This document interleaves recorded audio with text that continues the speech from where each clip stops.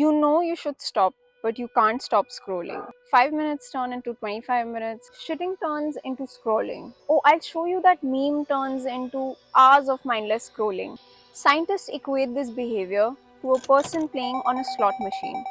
And in this video, we are going to talk about a study that explains exactly how this is impacting your quality of life. And it's not just wastage of time. I'll also let you in the only way out of this reward loop of doom scrolling. Perhaps the simplest way you can restore your quality of life with just a few steps.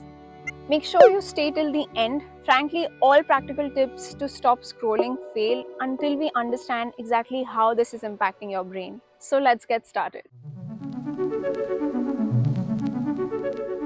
I first found out how engineered and addictive these social apps are through a documentary in 2020. In this documentary, the makers and engineers themselves revealed of all major apps, Meta, YouTube, then Instagram, how exactly they hack into the most primitive system of our human brain, the limbic brain or the reward system, to keep your attention locked and keep the apps engaging. A lot of people think Google's just a search box and Facebook's just a place to see what my friends are doing.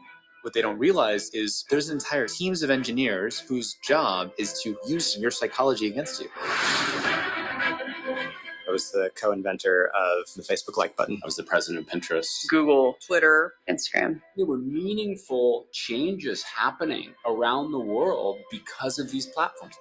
I think we were naive about the flip side of that coin. You get rewarded by parts. Let's talk about short format video, which I now fondly call the black hole of all social media apps, which was started by TikTok only a few years ago. And it's not a coincidence that it has been adopted by all major apps. Last I checked, even music apps like Spotify now have an explore option, like you scroll away on reels and shorts. So let's first explore what makes short format video so irresistible. Because your body and brain are preparing for this immense fall. I always say a picture is worth 1,000 words, but a video is worth 10 million pictures. I mean, this is the reason why we're so drawn to things like Instagram scrolling. It's like text, video, or the enormous popularity of TikTok. But there's more. A professor in neuroscience at the University of Cambridge, his team was working with monkeys as test subjects, specifically observing how their brains were reacting to rewards. So the experiment went something like this. Whenever the monkeys pressed a lever, they received juice, so the reward was predictable. In the other condition, sometimes the lever press would deliver juice, other times it wouldn't. The monkeys' brain scan showed that the dopamine neuron activity peaked in their brain when the monkeys could not predict when they will get the juice, as compared to when the juice or the reward was predictable. This finding was crucial because it showed that the brain got more excited by unpredictable or surprising rewards, sometimes increasing the rate of dopamine firing by 300%. For us, the findings translate into when you're scrolling, the dopamine spike isn't just about the reward that you're getting, the current reel that you're watching. But what makes it extra irresistible is the anticipation of getting a possible reward, which is the next reel aligning to your liking. You don't know what exactly will you get next, and that makes it even more addictive. This concept is based in neuroscience studies and is called variable or unpredictable rewards, hence proving that the uncertainty amplifies the effect and the amount of dopamine or the pleasure hormone that's produced. This explained the gravitational pull I experienced whenever I went into that black hole of mindless scrolling. How 5 minutes just turned into 25 minutes and I never knew. Like why I can still decide when to eat junk and when to skip it. But when you're inside that black hole of mindless scrolling, you are not in control, and it's simply because your reward system is hacked.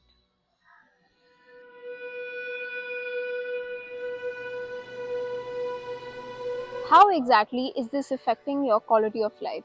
Let's simply break down two things that are happening in our brain. When we scroll or engage in any quick dopamine releasing activity like eating junk, playing a video game, over time our brain adapts by lowering our dopamine sensitivity. This is how strongly we feel the pleasure, so that we feel the dopamine rush less intensely. The brain does this to avoid overstimulation, but there is a second change that is happening in your brain, which might be making the real dent in how we experience our day-to-day life.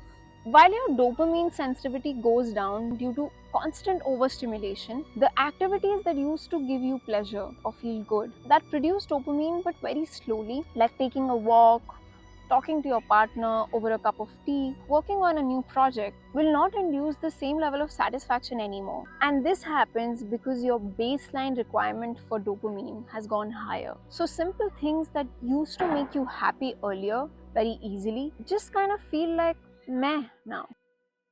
It's like the preferred volume you hear your music on. The music just sounds flat unless it is at that volume that you enjoy the music on. And so what? We hit the slot machine and we keep scrolling because that's where you get your satisfaction. And this repeats the vicious cycle over and over again. And biochemically speaking, real life is not designed to be the ultra engineered addictive loop of social media. Unless we consciously decide and shift our focus to restore the HD quality on our real life. So how do we actually retrain our brain? I'll tell you the simplest hack, but for that we'll have to go on a walk.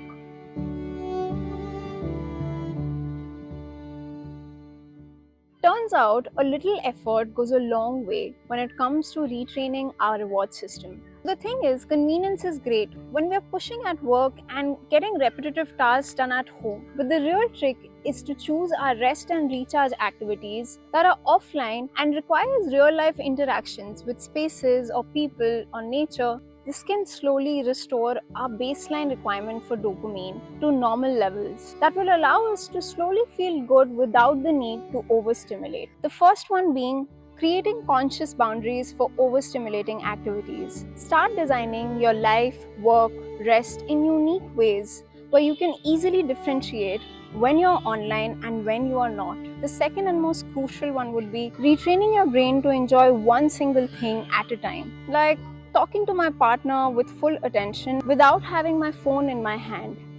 Taking a hot shower and feeling the water on my skin without the need to play blasting music. Taking a walk in nature without the need of headphones, where all my senses are involved and I can really enjoy the atmosphere. Consciously choosing these activities will retrain my brain to enjoy slower levels of dopamine. And lastly, learn to train your attention, because your attention is like a muscle. The more you say no and resist distraction, the easier it gets. If you watch this video this far, congrats. You increase your attention span for an entire YouTube video. If you want more practical tips on how to limit your screen time, consider subscribing to the channel because I'll be posting a separate video on the topic soon. Share this one with a friend who'd find this useful, and you take lots of care, and I'll see you in the next one.